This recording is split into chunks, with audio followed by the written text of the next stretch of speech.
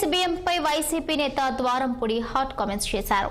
కొండబాబును అరికట్టి Kakinada port కాపాడాలని, ration బియ్యం వ్యాపారుల నుంచి 5 లక్షలు వసూలు చేస్తున్నారని ఆరోపించారు. సింగిల్ నంబర్లు ఆడించి నెల నెలా వసూలు చేస్తున్నారన్నారు.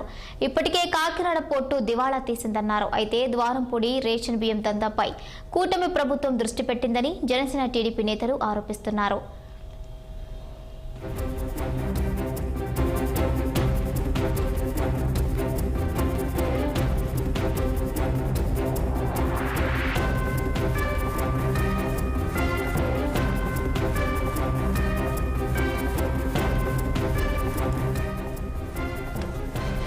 పీడీఎస్ బియ్యంపై వైసీపీ నేత ద్వారంపూడి హాట్ కామెంట్స్ చేశారు.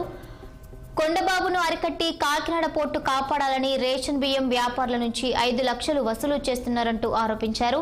ఇక సింగిల్ నంబర్లు ఆడించి నెల నెలా వసూలు చేస్తున్నారన్నారు. ఇప్పటికే కాకినాడ పోర్టు దివాళా తీసిందన్నారు. అయితే ద్వారంపూడి రేషన్ బియ్యం దందాపై కూటమి ప్రభుత్వం దృష్టి పెట్టిందని జనసేన టీడీపీ నేతలు ఆరోపిస్తున్నారు. దీనికి సంబంధించిన పూర్తి అప్డేట్స్ మా ప్రతినిధి దుర్రాని అందిస్తారు. దుర్రాని. Good morning Bhavani. ప్రస్తుతం అయితే రాష్ట్రంలో రేషన్ మాఫీ అంటూ పదం విస్తృతంగా వినిపిస్తుంది. ద్వారంపూడి కాకినాడలోని ద్వారంపూడి చంద్రశేఖర్ రెడ్డి కుటుంబానికి మాఫియాతో విస్తృత సంబంధాలు ఉన్నాయంటూ పదే అంటే కూటమి ప్రభుత్వ నేతలు గాని, రాజకీయవేత్తలు గాని, అలాగే చాలా ప్రసార మాధ్యమాల్లో విపరీతంగా జోరుగా సాగుతుంది ప్రచారం. దీనికి ఖండించే నిమిత్తం నిన్న ద్వారంపూడి చంద్రశేఖర్ రెడ్డి పాత్రికేయుల సమావేశం నిర్వహించారు.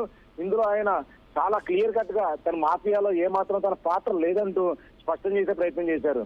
అందులో భాగంగానే స్థానిక ఎమ్మెల్యేలు దండు కూడా మానేస్తే మాఫియా దానంతరదే తగ్గుతుందంటూ మరో బాణం ఎక్కుపెట్టి ఇక్కడ కాకినాడ ఎమ్మెల్యే వనమాడి కొండబాబుపై మాత్రం చాలా తీవ్ర సంచలన ఆరోపణలు చేశారని చెప్పాలి. ఎందుకంటే ఏదైతే రేషన్ మాఫియాని అరికట్టాలంటే పోర్టుల ద్వారా పై స్థాయి నుంచి కాదని, ఎక్స్పోర్ట్ల ద్వారా నుంచి కాదని, వాళ్ళు 20 సపోజ్ అని ఉదాహరణ చెప్తూ 20 లారీలు ఒక నౌకకి ఎగుమతి చేశాడంటే 2000 లారీలు, అందులో 30 లారీలో పీడీఎస్ బియ్యం ఉంటుందని, అంత మాత్రాన ఎక్స్పోర్ట్ రైతుల్ని పీడించడం తగదని, ఎందుకంటే వాళ్ళు కొనేది ట్రేడర్స్ సేకరిస్తూ ఉంటారని, వాళ్ళకి ఆ బియ్యం ఈ బియ్యం అని తెలిసే అవకాశం ఉండదు. అయితే ప్రభుత్వానికి చిత్తశుద్ధి ఉంటే మాత్రం రేషన్ బియ్యాన్ని మాఫియాని అరికట్టాలంటే డీలర్ల దగ్గర నుంచి రావాలని, డీలర్ని ఎప్పుడైతే అరికడతారో అప్పుడే ఈ మాఫియా అరికట్టబడుతుందంటూ చెప్తూ ఈ డీలర్ల నుంచి ఎమ్మెల్యేలు నెల మామూలు తీసుకుంటున్నారని, అందులో ముఖ్యంగా కాకినాడ ఎమ్మెల్యే వనమాడి కొండబాబు నెలవారీ 5 లక్షల రూపాయలు వసూలు చేస్తున్నాడంటూ సంచలన ఆరోపణ చేశారు. అదొక్కడే కాకుండా కాకినాడ పూర్తిగా గంజాయి వాతావరణంతో నిండిపోయిందని, దీనికి అలాగే సింగిల్ నెంబర్ లాటరీలు, వ్యసనాలు ఎక్కువైపోయినాయని కాకినాడలో బార్లు, రెస్టారెంట్లు, దీని అంతటికి వనమాడి కొండబాబు లంచాలు తీసుకోవడమే, మామూలు తీసుకోవడమే అంటూ మరికొన్ని తను కూడా ఆధారాలు చూపెడతానంటూ ఆరోపణ చేశారు. ముఖ్యంగా సింగిల్ నెంబర్ గురించి మాట్లాడుతూ సింగిల్ నెంబర్ లాటరీ గురించి కాకినాడలో 2 వ్యక్తులు నిర్వహిస్తున్నారని, ఆ 2 వ్యక్తుల దగ్గర నుంచి ప్రతి నెల కేవలం 50,000 రూపాయలు ఒక్కొక్కరి దగ్గర నుంచి లంచం తీసుకుంటూ 1,00,000 రూపాయలు వసూలు చేస్తూ వందలాది కుటుంబాలు ఛిద్రం చేస్తున్నాడంటూ కొండబాబు ఆరోపించడం, అది కూడా ఉత్తినే చేయట్లేదని, త్వరలోనే తన ఆధారాలు చూపెడతానని, అలాగే ఉప ముఖ్యమంత్రి పవన్ కళ్యాణ్ కూడా కొండబాబు ఆధారాలతో సహా లెటర్ రాస్తానని, దాన్ని బట్టి ఏ విధంగా ఆయన స్పందిస్తారో వేచి చూస్తానంటూ చెప్పుకొచ్చారు. అలాగే కాకినాడ పోర్టుల గురించి ముఖ్యంగా మాట్లాడుతూ ప్రస్తుతం అయితే కనుక పెద్ద వ్యాపారస్తులకు పోయేదేమీ లేదని, కాకపోతే వాళ్ళు కొద్దిగా ఆదాయం తగ్గుతుంది తప్పించి మరొకటి కాదంటూనే చాలా స్పష్టమైన వివరాలు వెల్లడిస్తూ వచ్చారు.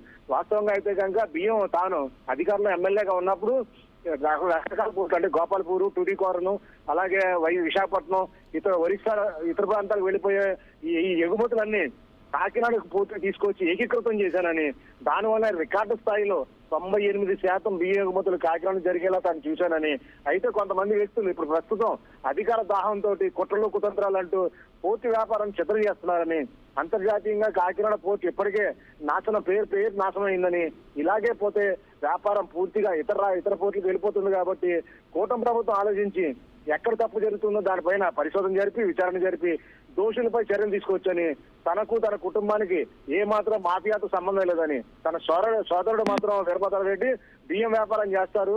ఆయన 16 మంది దేశంలో చేసే వ్యాపారంలో 16 మంది పెద్ద ఎక్స్పర్ట్లో తను ఒకటి ఎక్స్పోర్టర్లో తను పెద్దవాడని 16 వచ్చని, అందుచేత ఇటువంటి చీప్ ట్రిక్స్ తన మీద ప్లే చేయొద్దంటూ ఆయన చెప్తూనే చట్టపర చర్యల గురించి కూడా అక్కడక్కడ ప్రస్తావించారు. కొండబాబు తన మీద పోలీసులు ఫిర్యాదు చేస్తానన్నాడని, పోలీసు ఫిర్యాదులు ఎలా ఎదుర్కోవాలో తనకు బాగా తెలుసని, కొండబాబు ఒక ఫిర్యాదు చేస్తే 10 ఫిర్యాదులు చేసే సామర్థ్యం తనకుందని, కొండబాబు ఎక్కడ ఏం చేస్తున్నాడో పూర్తి ఆధారాలు తన దగ్గర ఉన్నాయంటూ ప్రస్తుతం ఎమ్మెల్యే పైన తీవ్ర ఆరోపణలు చేశారు.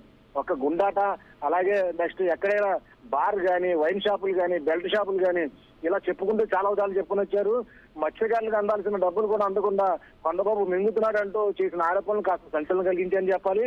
ముఖ్యంగా కొండబాబు ఆరోపణలు ఒక పక్క, రేషన్ మాఫియాతో తనకు సంబంధం లేదంటూ చెప్తూనే పోర్టు ఏ విధంగా నాశనం అయ్యే అవకాశాలు ఉన్నాయి, మళ్ళీ పోర్టు పునరుజ్జీవనానికి ఏ విధంగా చర్యలు తీసుకోవాలో కూడా ఆయన సూచించారు.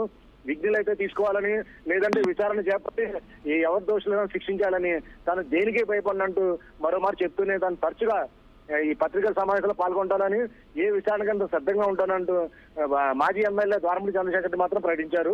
అయితే వాస్తవంగా ఇందులో చెప్పుకోవాలంటే కాకినాడ పోర్టు నుంచి ఎంత బియ్యం ఎగుమతి అవుతుంది, ఇందులో పీడీఎస్బీ ఎంత కల్తీ అవుతుంది, ఎందుకు అవుతుంది, రాబియే చేయాలి అన్న అనేక విషయాలు మాట్లాడుకుంటే కనుక ఛాంబర్ ఆఫ్ కామర్స్ కూడా ఈ అధికారుల హుకుము, ఈ విచారణను చూసి భయపడి ఒక అడుగు వెనకేశారు. కాకినాడ పోర్టు నుంచి ఎట్టి పరిస్థితుల్లో కూడా రాబియ్యం అంటే ముడి బియ్యం, పచ్చి బియ్యాన్ని ఎగుమతి చేయమంటూ వాళ్ళు ఒక తీర్మానం కూడా చేసుకున్నారు. Okay, thank you Durrani, thank you for the updates.